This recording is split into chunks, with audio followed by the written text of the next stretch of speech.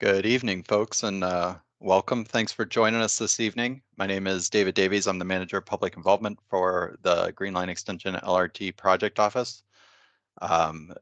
Appreciate your time tonight to join us for what has kind of become an annual tradition of our spring construction town halls. This town hall is for specifically focusing on construction activities anticipated in 2023 for the city of Minneapolis concerning Green Line Extension light rail construction work. With me is Project Director Jim Alexander, who you'll hear from in just a bit. We also have representatives from our construction staff, including, let me right here, we got Andy Collum and Nicholas Dial, and we have Katie Kirk from our outreach team. Just a couple pieces of information before we get started. Please, as you join, please make sure you're on mute. We will certainly have time for a question and answer at the beginning, but we're going to run through the presentation and then we can take those questions and answers. If you have questions, please feel free to enter them into the chat if you're joining by computer. If you're joining just by phone, that's no problem. We'll make sure during the Q&A to be able to recognize time for people who have joined us by phone who can't see us. I'll give you that prompt to allow you to ask some questions.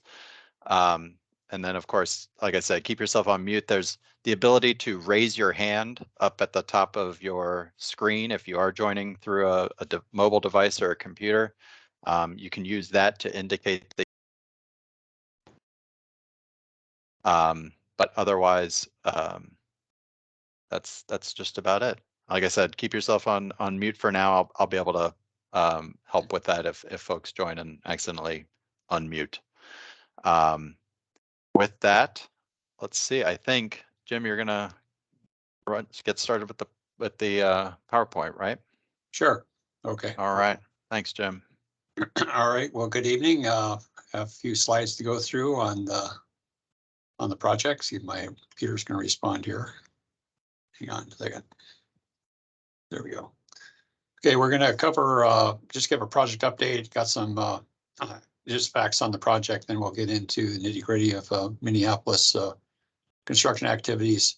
Want to talk a little bit about systems, not so much happening in Minneapolis this upcoming season for construction, but just wanted to get folks acquainted with things that will be coming in Minneapolis, likely, if not the end of the 23 season, be certainly 24. And then Dave is going to cover communication outreach, give an update on that, then we'll have time for Q&A.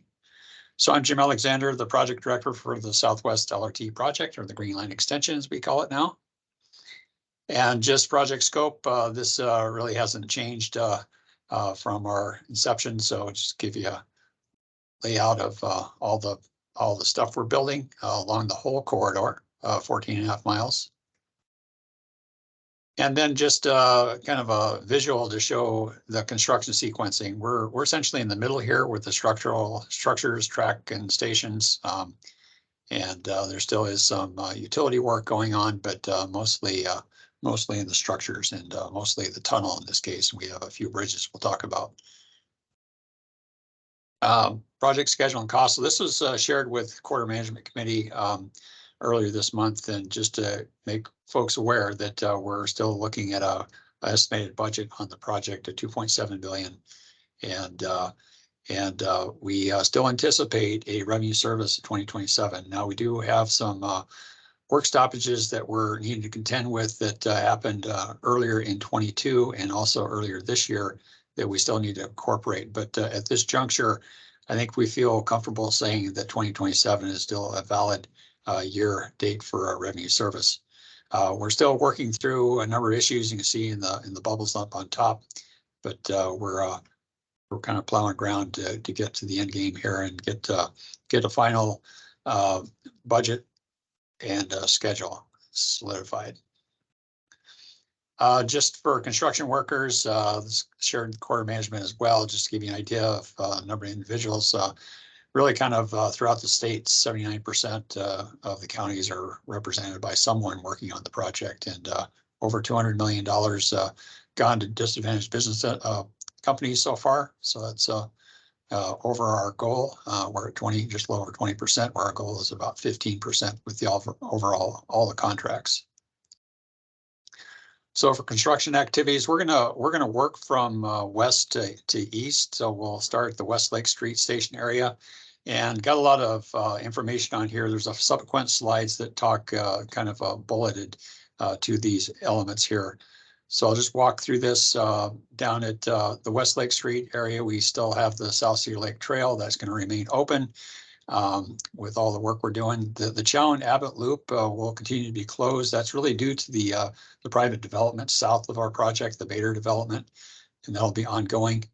And primary work at West Lake Street Station is going to be related to vertical circulation. So since we'll have a stair and elevator going up to West Lake Street from the station down below. If you've been out there, you'll see an orange canopy getting built down there. So the station's coming along.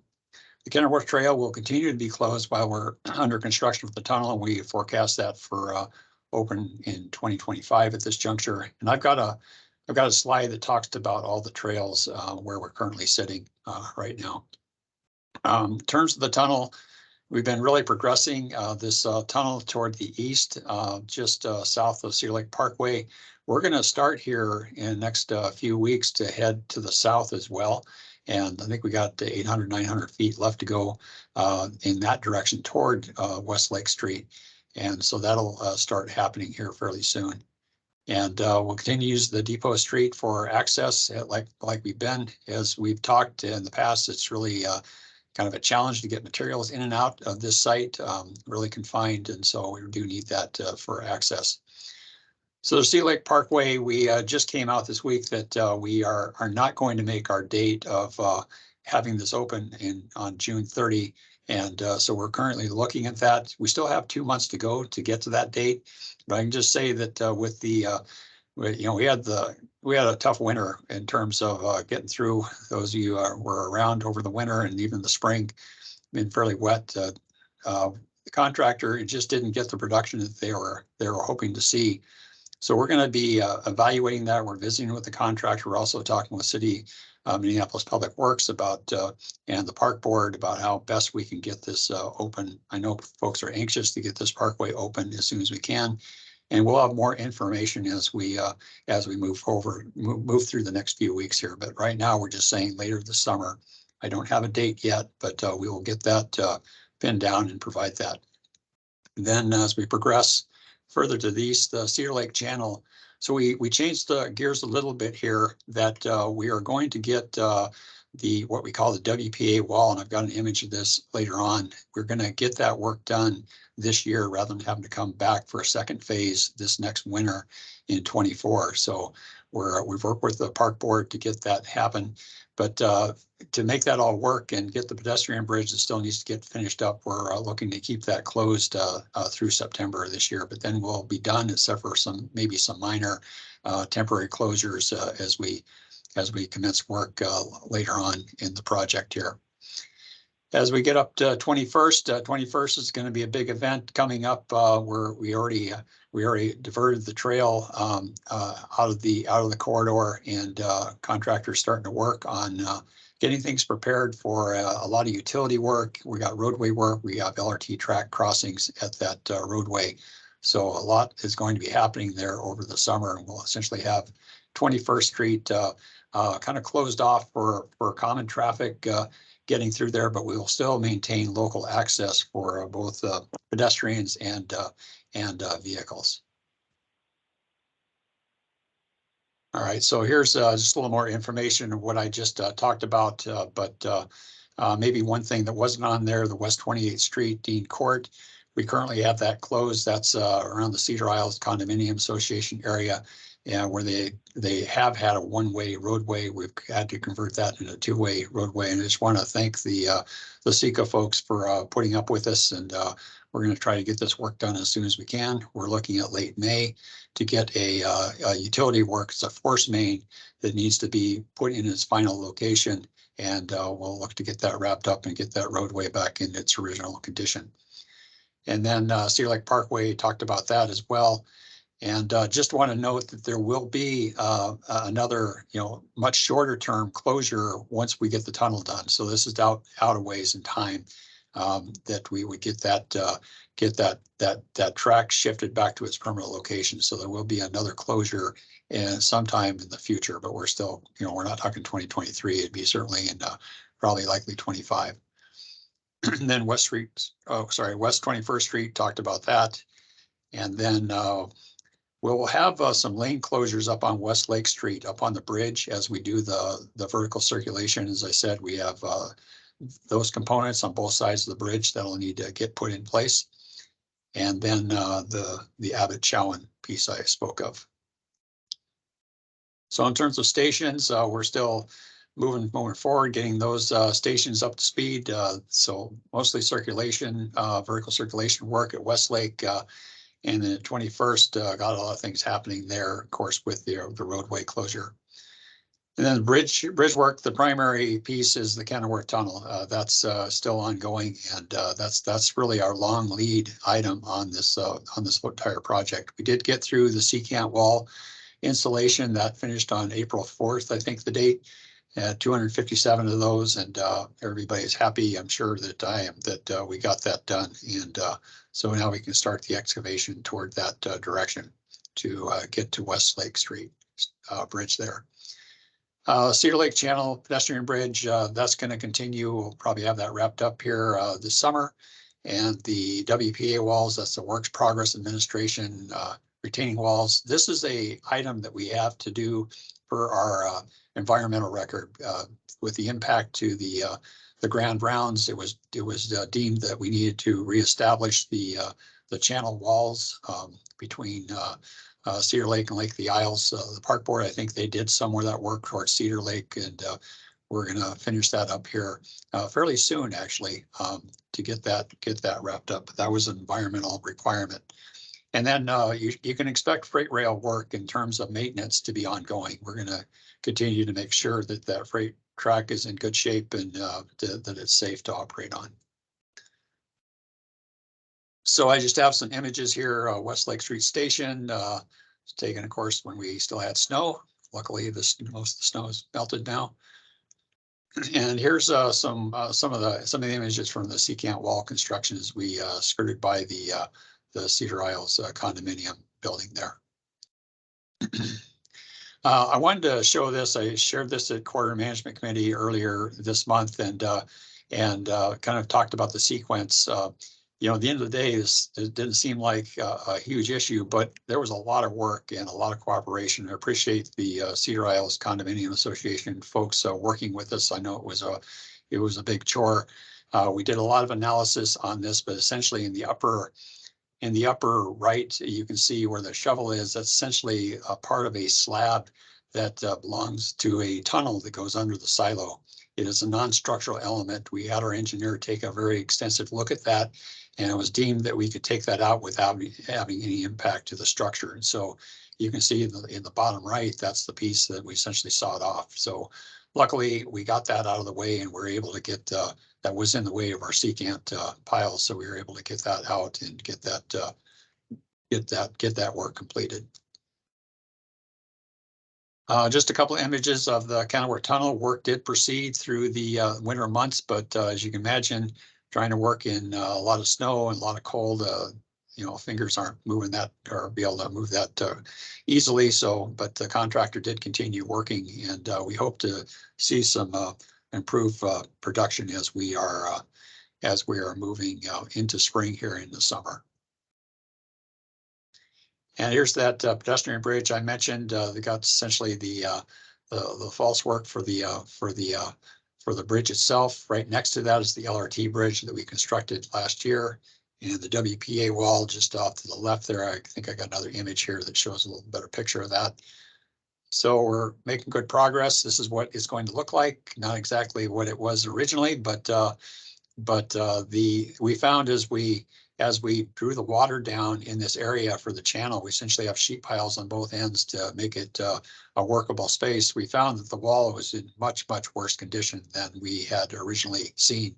when we first evaluated with the water in the channel.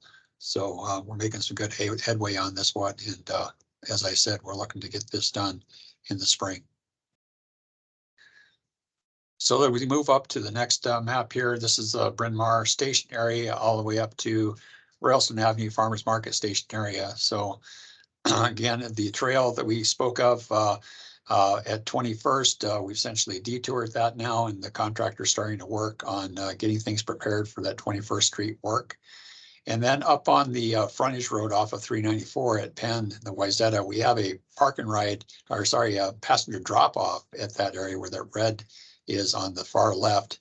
And we have to close that off to get all that roadway constructed, sidewalks, curb, all that good stuff. But we will maintain pedestrian access through here, and it might be moving around a little bit. We'll keep that in place. And then separately, we have lane closures on Penn Avenue on the bridge itself for sidewalk construction. And maybe before I go on further, the question keeps on coming up about landscaping back in the Kenilworth corridor. We still have that in our program, and we look to implement that once the civil and probably most of the systems construction gets done. So it's still in the program, and we still intend to do it. So you usually get that question. And then Loose Line Trail Bridge is closed until 2025. We have part of that built, needs to be built across the freight tracks, and that we really need to get the Bassett Creek Valley Station a little more buttoned up before we can finish that bridge on the south side of the rail.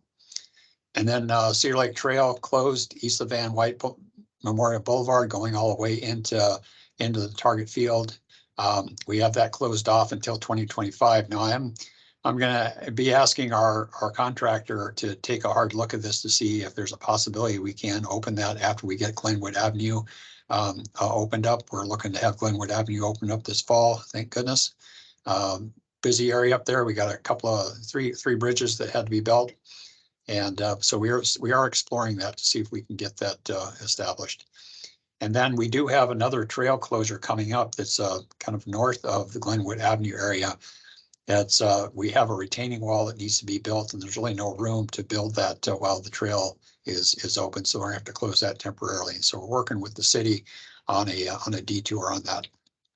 And then finally, up at Royalston area, we have a lot of road work that's upcoming. We're going to do this in phases. You can see the whole stretch there, the red kind of swirling around on Royalston there past the station. I'll go to that right away. The phase 1 and phase 2 in the middle of the screen. We're going to essentially do that south part from North 5th Avenue to Holden to start. We think that's going to take a couple of months. We have some utilities, and we have, of course, the roadway and the curb and all that good stuff to get in. So we'll look to start that this spring.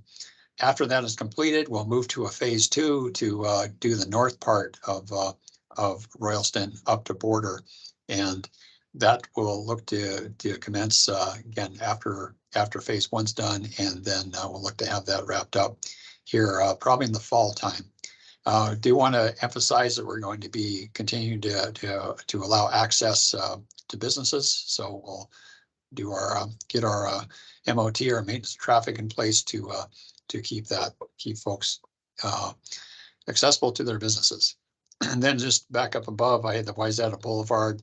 Again, that's going to be closed for that passenger drop-off area. And then not on the map, but Van White Memorial Boulevard, closer to the station area, we have some utility work that's going to be happening later this summer. And then down at 7th Street, we have if you haven't been over there, there's some false work over the roadway for our final bridge, our eastmost bridge. And so we'll need to do some periodic road closures for staging and material distribution up on the bridge itself. And we like to get that bridge done this year as well. In terms of stations, the Bryn Mawr Bassett Creek Valley Station will continue. We got vertical circulation at both of those. That's essentially, when I say vertical circulation, it's stairs and elevator.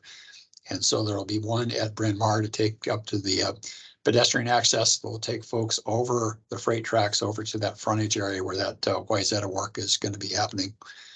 And then at Bassett Creek Valley, we'll have one elevator and stair as well on the east side of the bridge. That'll eventually get in place. And then up at Royalston Avenue Farmers Market, continue working on that, and I'll show you some images of that work as it currently stands. And then for bridge structures, we have the cord of protection. It's really pretty much complete now. We do have some gaps. There's we have a temporary concrete batch plant located near Van White that'll eventually have to be removed. We're talking to the contractor of timing on when that can happen so we can kind of button up the cord of protection. So there's still some pieces that need to be done. Maybe this year, it may go into 24. We're still working on that. And I talked about the loose line trail bridge, and then Glenwood Avenue again.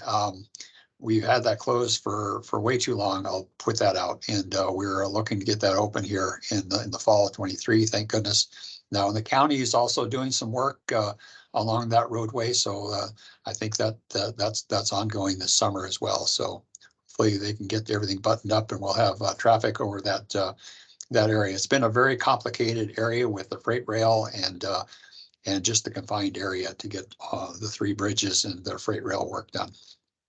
And then finally, I spoke about the 5th Avenue, 7th Street LRT bridge.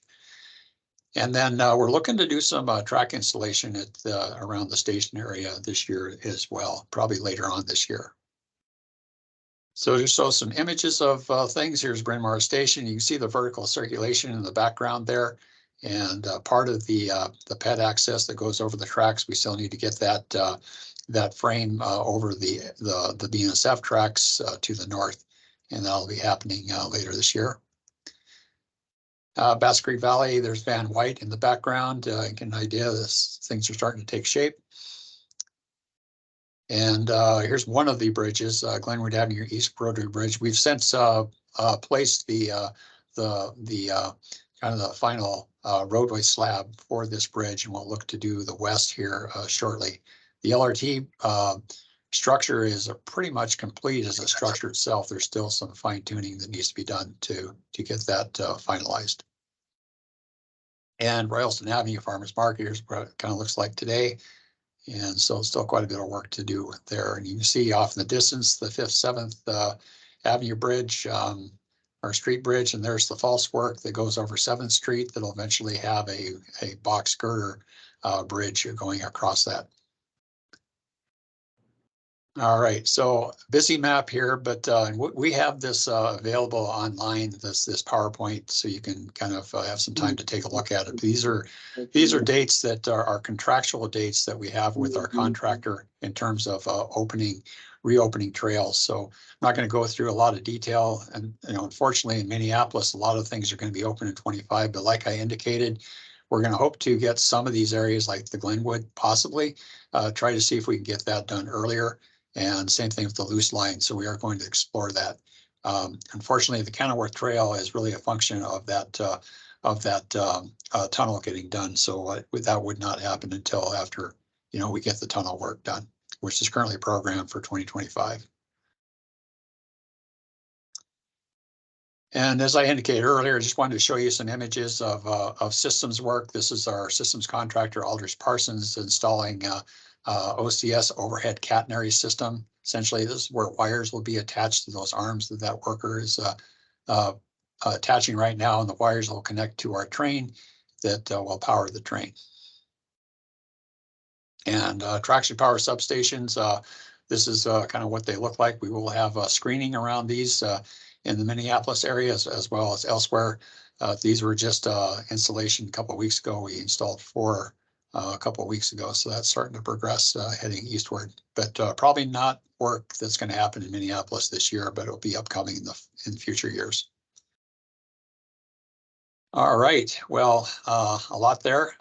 David, maybe I'll just hand it off to you and you could go through outreach and then we could do Q&A. Is that? Sounds good. Thanks, Jim. Just wanted to give a couple highlights of what we how we engaged and how we communed with the community. We have our construction update, which is sent out now weekly during the main construction season. We push that back to every other week during kind of the winter months, but it is currently being sent out weekly. So I encourage you to sign up for that update at greenlineext.org. We have over 18,000 subscribers, so we're reaching a lot of folks. We continue to reach a lot of folks in and around the corridor, folks that are just interested. And we are, it continues to be a very useful and reliable way of putting out information regarding road closures and upcoming events, such as walking tours, which I'll get to in just a second. We also have our construction hotline, and that continues to also be very useful in allowing folks to relay information to us or ask questions.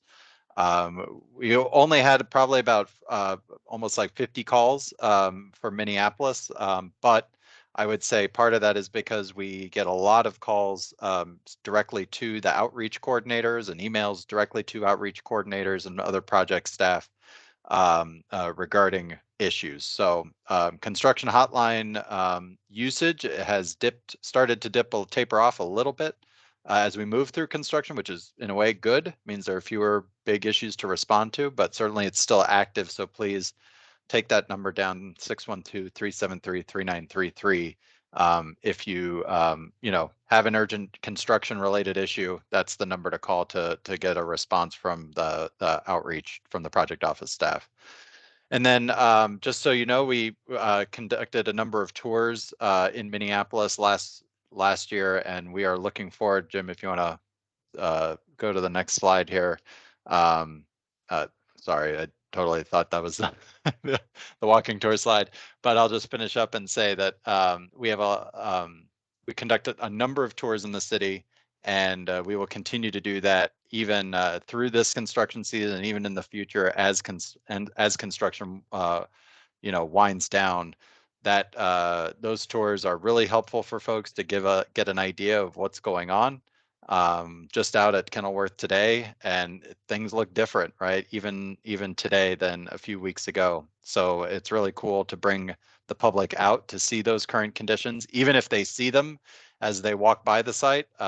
We have outreach and construction staff there to talk through what they're seeing and kind of give a little bit of context and history about some of the activities that are going on. So I believe I'll get to the walking tours in a second, but I wanted to also recognize and make sure people are aware of new faces on our outreach team. Katie Kirk and Diane Anastas. Diane is over on one of our other meetings right now, St. Louis Park Hopkins meeting. But Katie is with us tonight virtually. Katie is going to be the new outreach coordinator that leads construction coordination from an outreach perspective on the project. She's started to communicate and talk to folks as we get ready for work at West 21st and at Bryn Mawr and Royalston. You'll see her out and about more and more often.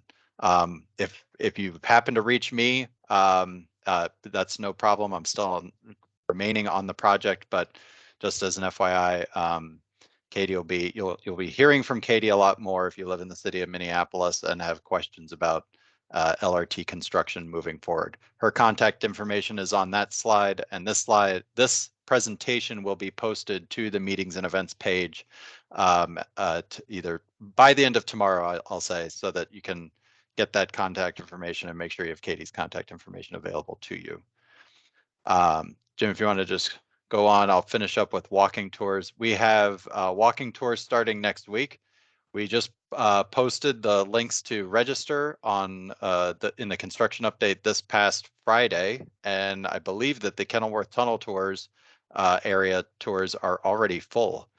There might be some space available on the wait list, which is great because people always have to drop out. So if you're interested in that and you haven't taken a tour before, please do so.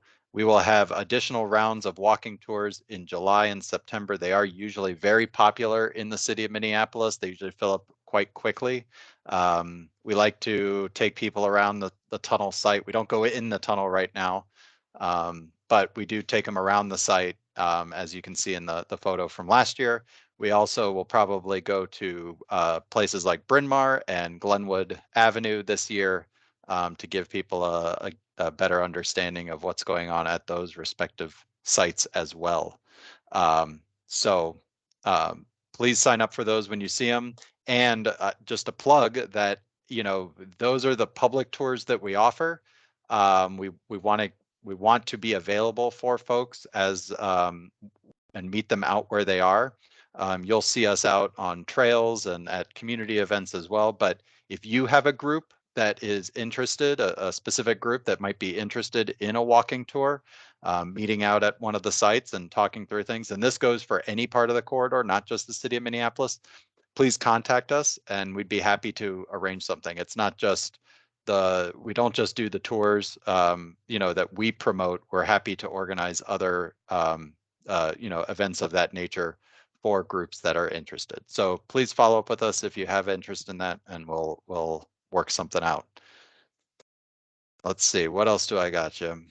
Yeah, I guess that's it. So thanks for your attendance tonight. We appreciate your time. And of course, for those who are viewing this later as a recording, please feel free to reach out to project staff with questions. You saw contact information there earlier. There's contact information at the end of this presentation and on the website itself. So please feel free to reach out as we move through the construction season. Certainly, as Jim outlined, we've got a lot of significant work ahead in the city of Minneapolis, both this year and in the next couple of years. And so we're happy to answer any questions that you have and follow up as needed with any additional information. Let's see. Katie was helpful and threw a couple extra prompts in the chat. I don't see anything else in the chat. I will open it up to anyone who's in the meeting. Does anyone have any questions at this time?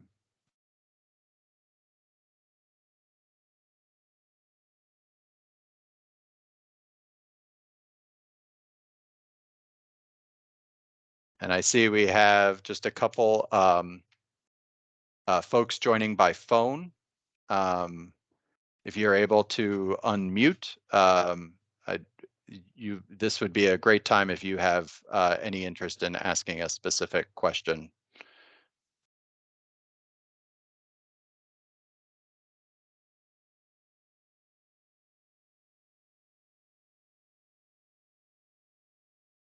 All right, quiet group. I should say for folks on the phone, you may have said this, David. This is Katie with Outreach. To unmute, I believe you press *6. *6. Yeah. Wow, that is not necessarily intuitive. To mute or unmute. So appreciate it. *6 if you're not able to unmute and you were looking to do that. Got it. Thank you.